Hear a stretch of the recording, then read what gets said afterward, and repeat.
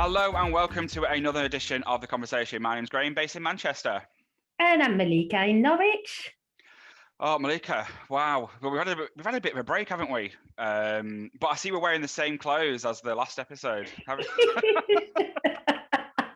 Yeah, I don't know how that's possible that we are still there having a break and yet wearing the same clothes as before. But hey, that's the magic of a Maybe we show. just kind of like sink in and go, let's just wear this outfit again. It could be our Yeah, conversation exactly. outfit.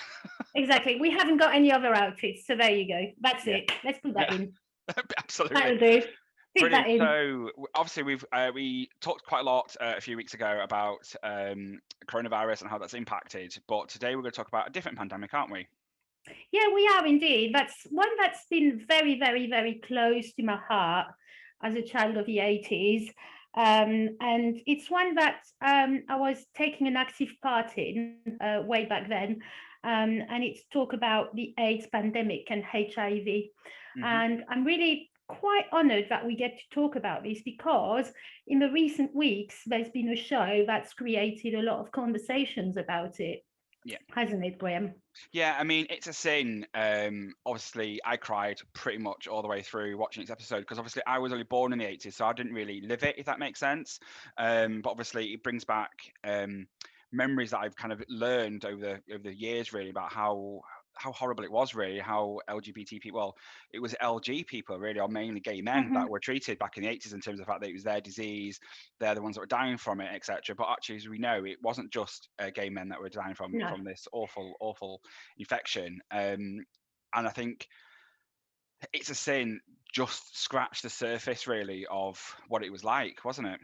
Well, interestingly, I haven't watched it for two reasons. As you know, the first one is that I've been incredibly busy, Mm, ridiculously busy being a teacher. It's been absolutely dreadful, to be honest, not mm, to be able to actually do the things I like, apart from podcasting with you. yeah, And secondly, because, yeah, I was saving it for when I'd be off, and perhaps I'll get to watch it this half term, hopefully. Um, and also because I was thinking it might reactivate a lot of my personal experiences, yeah. observing and watching the sheer, I'm trying to pick my words here, Mm, uh, the sheer extent of horrific treatment of a community that's been close to my heart, that stuck with me thick and thin, through thick and thin. And being a part of fighting back against all of that when I was young. So, yeah, two reasons why I haven't watched it, and I look forward to it. absolutely. Well, people who are listening or watching again, if you haven't actually watched it, I would really recommend it. It's a very eye-opening series. Only I think it was 4 episodes, maybe 5. And I think, yeah, it scratched the surface. I think a lot more could do. However, thinking positively, a lot has changed since that period of time. And we've got our next guest, really, who can talk to us about that a little bit more, can't they? Yeah, absolutely. I understand our next guest is someone you know, Yeah. isn't it, Graham? Yeah, Yeah. so Lewis is someone who I've met with and worked with over the past time. He's popped up ahead of schedule, so Right. that's fine. Right. I'm It's not all good at right. this. It's fine. It makes my editing life more easier. But no, but Lewis, he works involved with an organisation called You Stop AIDS, and they are a charity organisation who they don't fundraise necessarily to fight for cures or support, but they tackle governments really to kind of say, right, you need to do something better. So while Lewis is here, should we introduce yourself and tell us a little bit about what you do? Hi. So yeah, I'm Lewis. I'm from Manchester. So I'm 24 years old, and I've been involved with global HIV and AIDS activism for the past 2 years, probably 2.5 years now. And that was since my own diagnosis at the back end of 2018.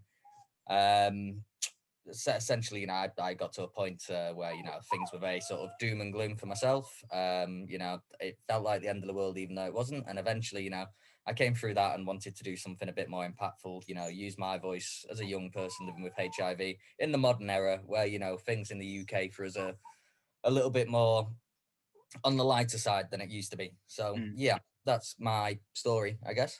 Cool. So how did it, from your perspective, how did It's a Sin impact you in terms of, obviously, you're a lot younger, but does it bring any sort of reminiscence with you or any of the work that you do? For myself, personally, because I am a young person, and you know, I've been told from the get go, you know, that this isn't a life sentence for you. This isn't going to be something that's going to, you know, end your life and, you know, take you away from the people you love early. I've always been out on in the mindset, you know, and growing up in Manchester's gay community, in a sense, you know, becoming a gay man in Manchester's gay community, knowing a lot of people who are older than me who have lived through it. And, you know, for me, I'm just grateful for the people that have gone through this, because it means I may never have to. That's always been the case. That's also the case with, you know, in general, LGBT people in the past who have, you know, rioted and protested for us. And it's the same. It's a replicant situation in terms of HIV and AIDS activism. So for me, yeah, It's a Sin didn't really focus on the activism side of it because it was so early on. This was about how it affected individuals' lives. And I think when we think back to the AIDS crisis nowadays, we like to put things in big numbers. This many people happened, this amount of people died, this amount of people got ill, instead of actually thinking about the individual stories and the individual impacts that it had. So for me, it was a really great chance to be able to sit back and hear the stories of people who didn't get to tell their stories, essentially, weren't around today to tell their stories. So yeah, it was heavy, and yeah, I cried a lot, the same as you, Graham. I think probably the first sort of, and I'm trying not to do spoilers, but I think it was the first scene in the hospital where they don't bring the food in. That's where it started for me, and I think from there on, it was just tissues at the ready throughout the whole thing. Malika, so thanks for that, because I'm going to get ready for that. I need to be in the right space and the right head, because it's going to reactivate a lot of things for me, you know, thinking back in the 80s. And no, thank you. I will definitely have a box of tissues next to me. And thank you, Lewis, for sharing your experience. And I hear what you say. It's about personal experiences and the stories that need to be heard. And so I'm so grateful that you're on our cast today, sharing that with us openly. And it just proves how far we've come as a society, that you are able to share that today with us, your experience. I guess it is not a life sentence. Back then, back in the days, it was a case of, we didn't know at the outbreak of a pandemic what would happen. So I remember being a teenager, it was a case of, my friends are going to die, you know, my friends, if they catch it, are going to die. You know, that's how it felt for me at the time. And also a lot of stigma, hello Baxter, the stigma attached to all of this, and the horrors we had to hear about it, because it was very much a case of negative discourse aimed at gay men particularly, and the LGBT community. Absolutely. But what wasn't spoken about was also the fact that the virus was transmitted in various other ways, including blood transfusions. And there's been a big scandal back then whereby a lot of people had contracted the virus that way. Yeah. But yet people seem to concentrate on this is the disease of a gay man. And it was absolutely, for me as a young woman fighting an activist with my friends in the LGBT community, it was something that I was completely against, you know, hearing that narrative aimed at dehumanizing gay men and accusing them of spreading essentially a pandemic that really what we needed was a cure. That's what we were asking for. We just want a cure. We want to cure people. Anyhow, I digress. No, that's absolutely fine, Malika. And I think you obviously you lived through that area, and obviously, like Lewis said, that was very much a very small focus. I mean, Lewis, do you want to come back in on anything? Yeah, first of all, let me apologise for my little puppy going absolutely ballistic here. He refuses to go downstairs, but I'm trying to make sure he doesn't disturb us too much. Sort of, the show must go on. Absolutely. Yeah, no, absolutely. And I think what you say about not being enough focus on other people and other ways you can contract it. So, you know, you can obviously contract HIV through blood transfusion, through sexual contact, through breastfeeding, through childbirth, you know, and there's so much. And the dangerous thing about that is I've met so many women living HIV positive who haven't in the past got enough medical care, haven't in the past got enough attention, haven't in the past got enough sympathy when they're first diagnosed, purely because everyone associates this with being a gay man's disease. also the other side of the coin to that is a lot of the stigma is directed at you as well. Mhm. I'm lucky enough to be in a position where I've only really had one piece of negative stigma, and it was from an anonymous faceless account online, and that's just, whatever. Yeah. But yeah, so I think It's a Sin was fantastic for, bringing the story to the light of gay men. But I think in programming, what would be great to see as well would be to see, a woman, a female character, and tell their experiences, females of color in different countries as well, and let their experiences be known too, because we've we're in a position now where, gay men are credited with, protesting and rioting and fighting the stigma. But in my work as an advocate, I've met so many people who have changed the face of HIV and AIDS activism in the UK, and these have been women of color, trans women, everything. So a complete mix of people. So yeah, no, I completely agree. It'd be great to see some sort of programming focused on that area. Absolutely. I think if we can, I just want to briefly talk about, obviously, You Stop AIDS, because obviously, you're a huge advocate of that, and obviously that's where it differs between that help and support, but actually talks about kind of addressing what governments can do. So do you want to talk a little bit about that? Yeah, absolutely. So You Stop AIDS is a youth-led charity. I'm unfortunately no longer a group leader there because I've turned to the age of 24, and Oh I don't no. know, I don't know how longer I can. I don't know how longer I can grip onto youth, but I still support. I still, I still push their agenda wherever I can, and essentially, they're a group set up by young people and led by young people to lobby governments on local levels and international levels to essentially make sure that, medicine prices are done at a fair rate, essentially lobby medicine companies as well. People like Pfizer. I know obviously Pfizer are in the news a lot at the minute for, obviously their other vaccines that are being mass rolled out, and, it's essentially to make sure that It's accessible. the idea is to end HIV and AIDS by 2030. And you can't do that unless the entire world is getting medicines at the same and fair rate, and to make sure that medicine is being allocated fairly, which it isn't. So, at the same rate, you say that's just a third world problem, but in the States as well, you have, people still having to pay for the HIV medicine, so it's how are we ever going to beat it if that's the case? So that's where it comes in as well. On a more local level and a more UK level, I also fundraise for the THT Terence Higgins Trust as well. So there's lots of stuff that individuals can do. I just sort of accidentally stumbled into HIV and AIDS activism, essentially just by going to one group session in Leeds for You Stop AIDS. I didn't really know anything about it. I didn't know what it was about. Barely knew anything about my own condition.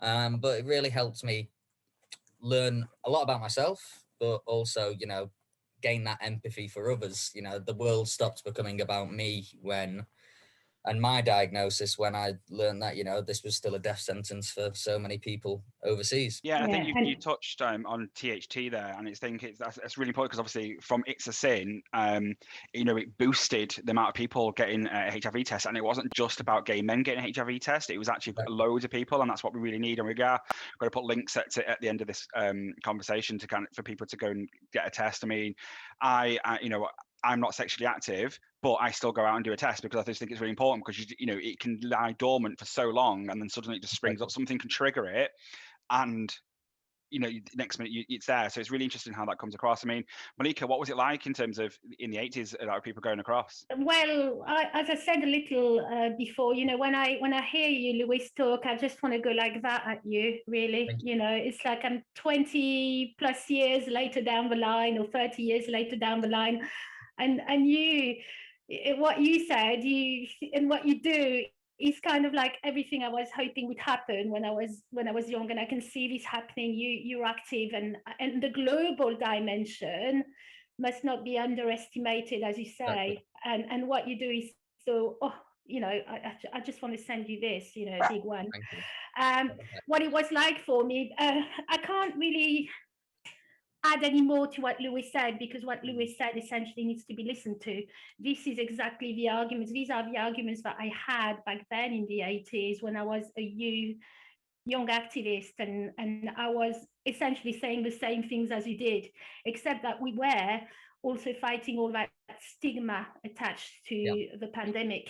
You know, the fact that we were up against people who didn't want to fund a cure, didn't want to even consider the fact that the pandemic could affect us all, really, because we were saying, this is what essentially we were saying, this is affecting every single one of us. There's no justice. You know, so long as there's no justice for one person, there won't be justice for all of us, you know. So essentially, back then it was a lot of stigma attached to that, to the sexuality of people.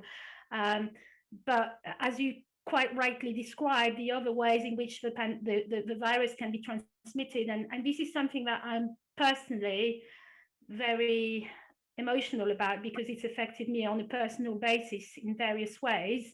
It doesn't have to be a death sentence. It really doesn't.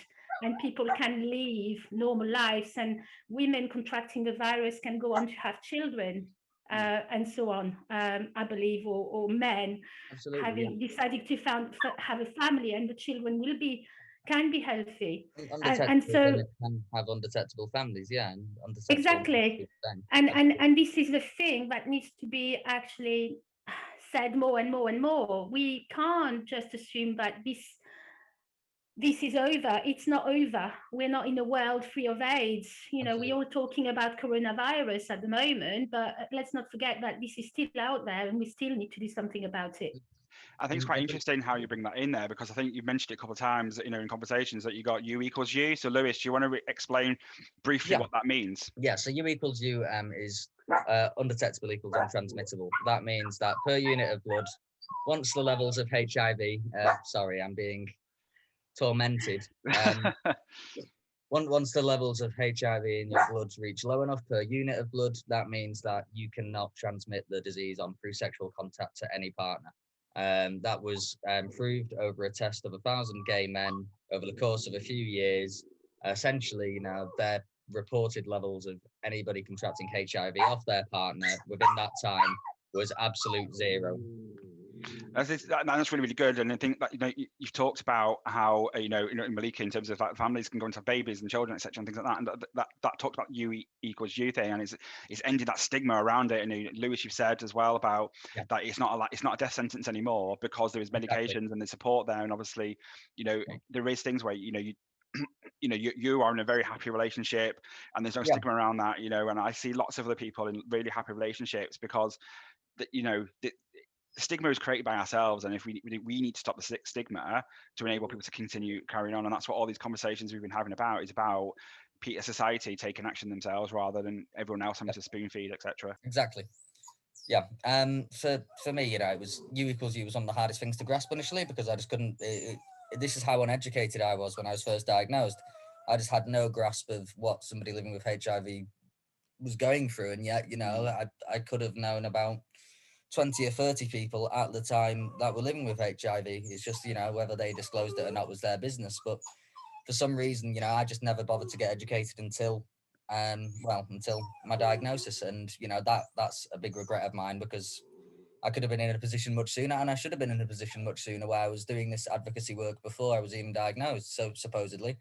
But hindsight's one of those things, I guess. So I think, so taken out of that then, Lewis, would you say, so an outcome from this conversation would be a case of educate yourself prior, don't wait till last minute. I think everyone will say that about anything these days. So I mean, exactly. And you say that, and that's a great message for testing. You know, just go and get tested. The best way that you can help end HIV, and the best way you can help end HIV stigma, is to go and get tested. Yeah. You know, even if you don't do anything else throughout the rest of the year to do with HIV, if you go and get tested, then, you know, that you know, if somebody says to me, "Oh, I've not done much, but I have been tested," then great, thank you. Because I mean, it takes 15 minutes, if that.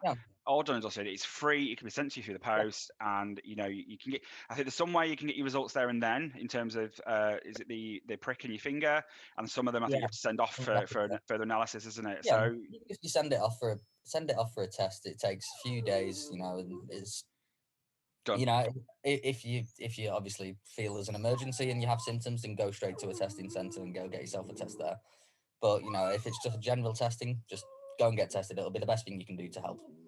Perfect, fantastic. Now, obviously, we're going to let you go in a second because I think Yes. someone certainly wants to go for his walk.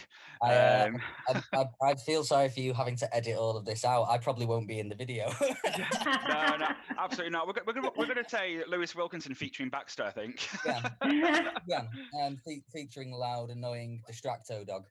No, Yeah. he's cute and adorable. And we love it. We had a cat earlier on, so yeah, bring Baxter in any day. It sounds less professional, but it sounds more original. Indeed. I don't think we're aiming for professional at the moment because I think this is episode 8 that we're doing, and basically, you know, we're both, me and Malika, are just trying to find our feet. Yeah. Me and editing suites, and it's really, really good. It's really interesting. You know, it gave me something to do during lockdown. And no, me, Graham. I like to make life as hard as possible. But you know, I just feel that everything you said now is now encouraging me more and more for the future, Lewis. Yeah. You know, what you said, the fact that you are sharing your experience and you say that you weren't informed about all of it, you know, and that's definitely something that needs to be addressed. I can't understand why we are not in a position as a society where we are providing the information that's necessary to literally get everybody to understand, you know, a lot more.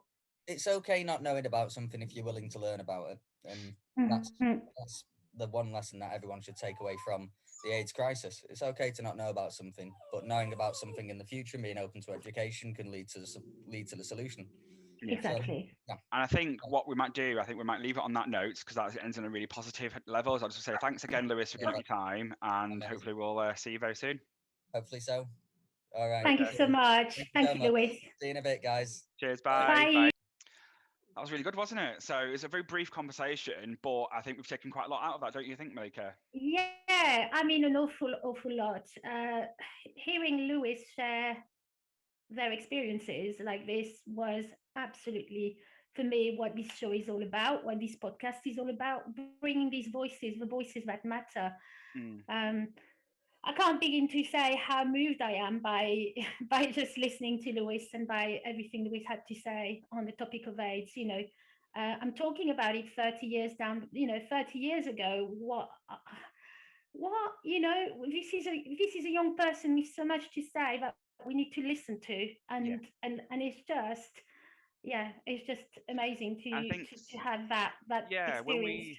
When we were talking about if we talking about it doing in terms of should we do it or not, and you were a bit worried about the fact that 30 years ago it was quite hard for you, and I said, well, no, Lewis is really is a young person and quite impassioned, and you can demonstrate change, and I think hopefully that's come across now that, you know, a lot has happened in the past 30 years, and actually younger people have a different attitude towards HIV and AIDS.